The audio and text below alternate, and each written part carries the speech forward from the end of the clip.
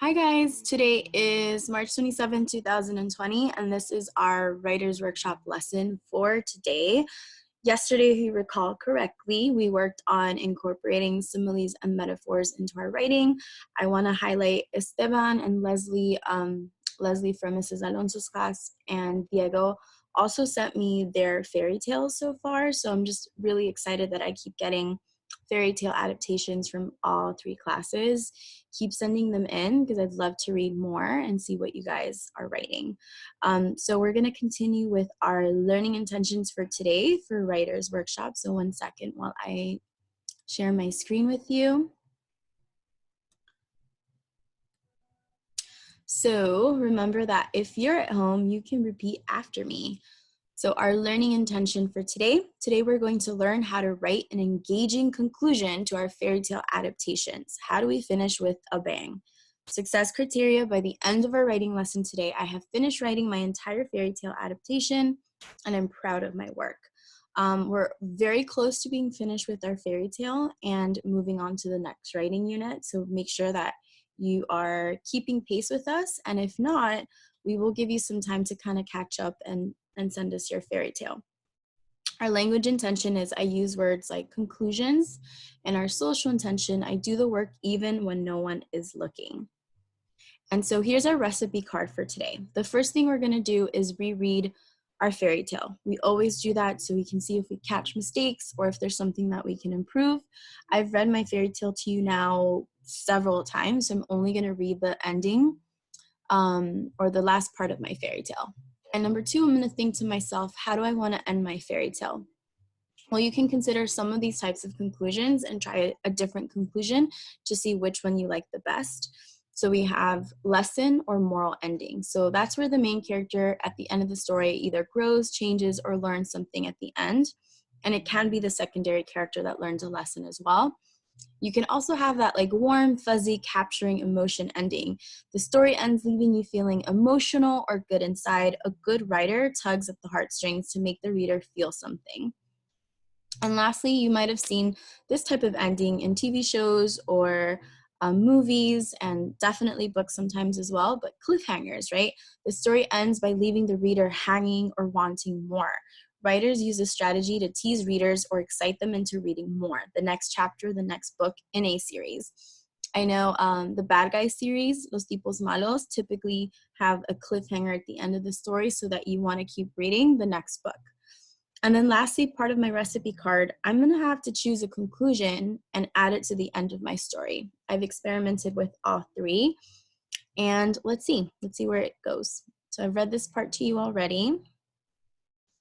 And the last part I read to you is that Catarella meets Prince Meow, and they both really, really like each other, and they're dancing together. And this is the continuation of my story.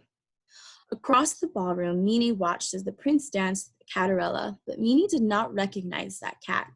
"Who is that cat?" Mini asked Mr. Skunkles, the skunk who was near her. "I do not know, but that cat is quite the looker." "I want to dance with Prince, Mother," Chloe interrupted. "Yes, I look pretty. Why doesn't he want to dance with me?" Zoe asked in an annoying tone. "Patience, my little kittens. Perhaps he will soon stop dancing with that cat." Prince Meow did not stop dancing with Catarella.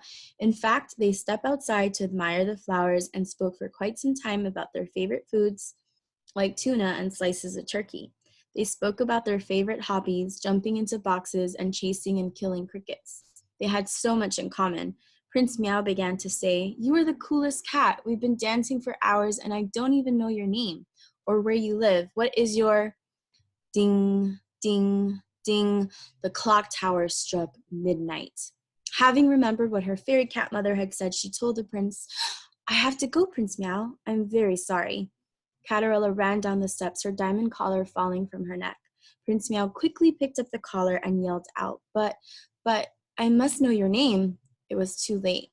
She had completely disappeared from his vision. Midway back to her house, the carriage turned back into the pumpkin, and the horses turned back into the pesky neighborhood dogs. Realizing there was a cat on their backs, they barked at her and left her on the road.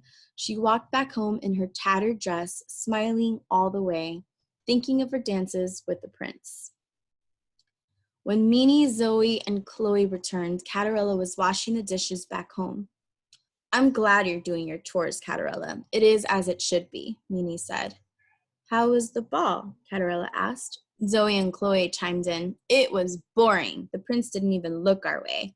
We're so cute, and like he didn't even care. So rude. Yeah, so rude. He was dancing with one cat the whole night. Maybe it's because she was wearing a pretty collar. Catarella reached for her neck. My necklace must have fallen. Oh no, I hope Paws will not be upset. Catarella thought to herself. Back at the Empire State Building the next morning, Prince Meow told his butler, I need to find that cat. She was smart, funny, and very cute.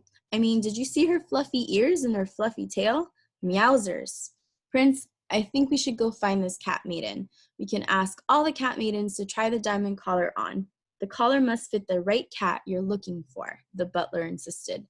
The prince agreed, and so they went from house to house, trying the diamond collar on all kinds of cat maidens, Siamese cats, Burmese cats, calicos, and sphinxes. The prince was getting very tired when they arrived at the last mansion. I'm losing hope. I hope we can find her here. Knock, knock, knock. Prince Meow knocked on the door with his paw pads. Zoe answered the door. Mom, Prince Meow is here. Minnie ran to the door and welcomed the prince in. I'm here to try the collar on any maiden of the house. I danced with the most beautiful cat last night at the ball, and I'm looking for her to be my wife. It must be me, purred Chloe. Yeah, right, Chloe, I'm the cuter one. The prince rolled his eyes, but tried the collar on them either way. It was too big on their tiny kitten necks. Meanwhile, Catarella, who had been making chicken pot pie in the kitchen, came into the living room covered in flour. Poor Catarella, even her pink nose had flour on it. Oh, I'm so sorry to interrupt. I didn't know we had guests, she stammered when her eyes locked with Prince Meow. Okay, so here are my 3 different conclusions that I am experimenting with. Look at how much writing I did for all 3, and that's what I want you guys to do, is to experiment with your writing, because that's the fun part of writing. So here's my warm fuzzy ending, and then I'm going to show you guys my other 2 endings. Is it really you? Sure, you're covered in flour, but I remember those green eyes. Yes, Prince Meow, it's me. I never told you my name. My name is Catarella. No, it can't be. We ruined her dress, Minnie shrieked. What? No way, Zoe blurted out. Prince Meow ignored Minnie and her daughter's cries and walked up to Catarella. He shook the flour from her whiskers and asked, May I? She nodded while he clasped the diamond collar around her neck. It's a perfect fit, he smiled. They nuzzled their noses together, and he asked, Will you be my wife? Yes, Prince Meow, I will be your wife. Good. Pack your favorite cat toys, bowls, and treats. You're coming back to the Empire State Building with me. The wicked stepmother and stepsisters watched with envy as Catarella rode towards the castle, or towards the Empire State Building. The next evening, Catarella married Prince Meow, and she wore the most beautiful bright sky blue gown any cat had ever seen. They lived happily ever after.